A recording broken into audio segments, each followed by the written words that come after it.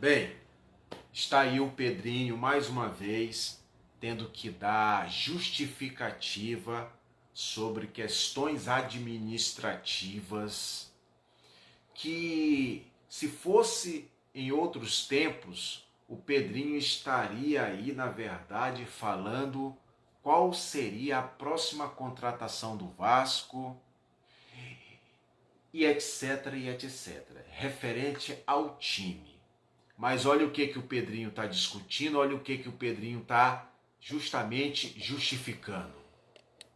Gostou? Sabe por que a gente aumentou o custo de água e luz? E ele responde dizendo simplesmente porque tinha gato. Gato, gambiarra. Em outras palavras, desculpe, torcedor vascaíno, mas o Vasco estava roubando energia, tá? Para bom entendedor, o gato, em outras palavras, é justamente isso, tá bom?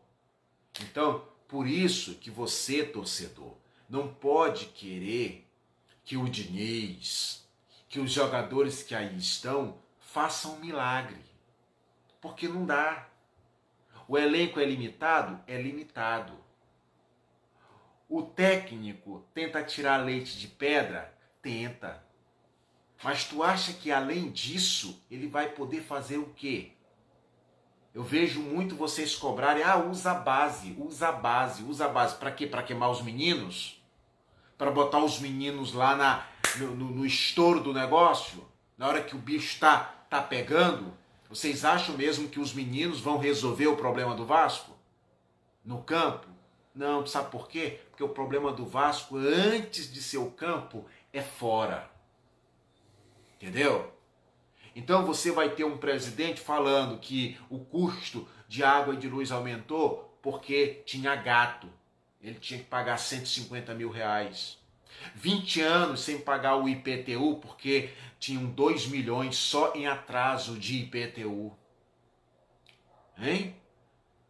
Os presidentes do Vasco passados, não estou aqui defendendo Pedrinho não. Pedrinho tem muita responsabilidade desde quando ele chegou para frente. Com certeza. Mas a gente também não pode botar sobre as costas do cara problemas de 20 anos atrás. Não pode. Entendeu?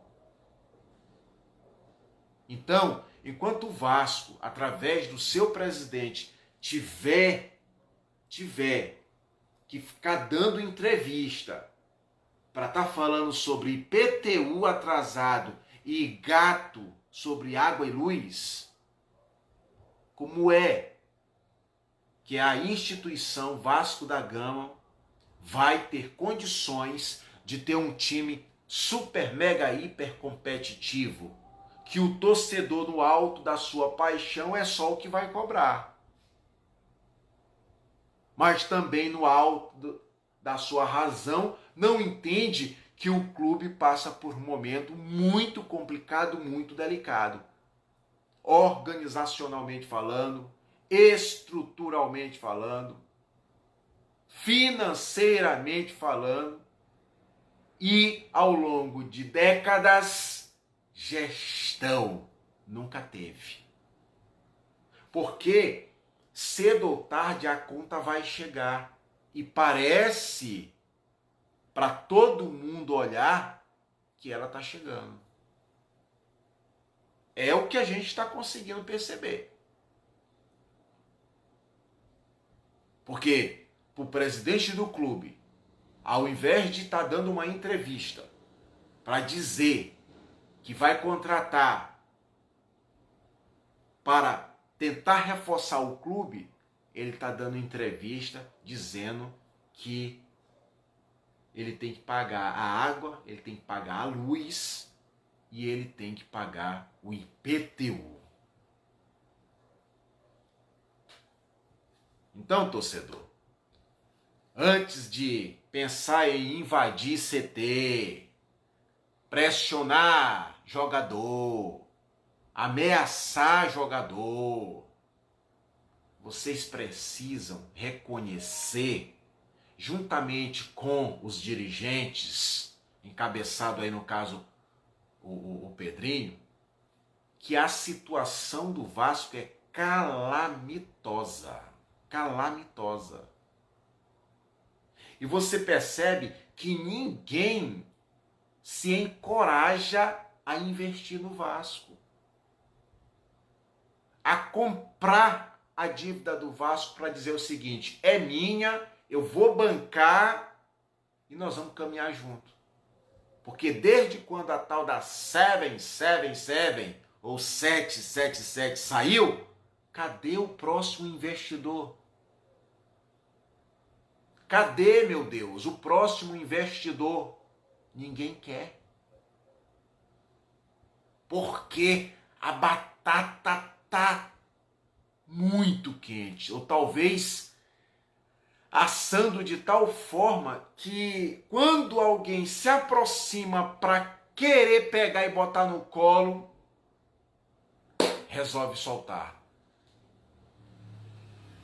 Eu já falei e repito, quem for assumir o Vasco no que tange a investir no Vasco, no que tange a botar dinheiro, uma coisa tem que ter certo na cabeça.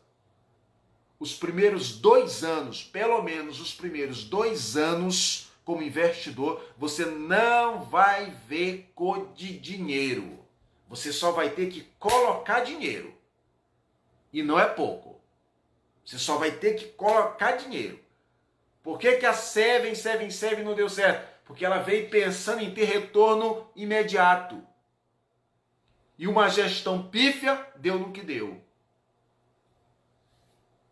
Simples assim. Eu digo, sempre falo, não adianta a gente querer o mal de um clube como o Vasco, gigante pelo seu tamanho, pela sua história, pela sua tradição. Vasco fraco é futebol fraco. O ideal é que todos os grandes sejam fortes, para que a gente tenha um futebol cada vez mais competitivo, valorizado e de alto nível. Não adianta só Flamengo estar acima. Não adianta. Porque daqui a pouco vai competir com quem? No Rio de Janeiro, por exemplo. Tem que estar os 4, Flamengo, Fluminense, Botafogo e Vasco, fortes, disputando tudo entre eles. Não é para ser diferente. Consequentemente, isso se estende para os outros grandes do futebol brasileiro. É assim que eu vejo. Me desculpe, você que está aí, só querendo o mal, o afundamento do outro. Eu penso de forma diferente, eu penso o oposto. Rival para sempre. Para sempre nós vamos rivalizar dentro de campo. Mas fora, eu acredito que você precisa reconhecer que o teu adversário precisa estar forte para competir contigo. Caso contrário, começa a ficar banalizado, começa a perder a graça. Eu penso dessa forma, eu penso assim. Mas eu também respeito a tua opinião, a tua forma de pensar.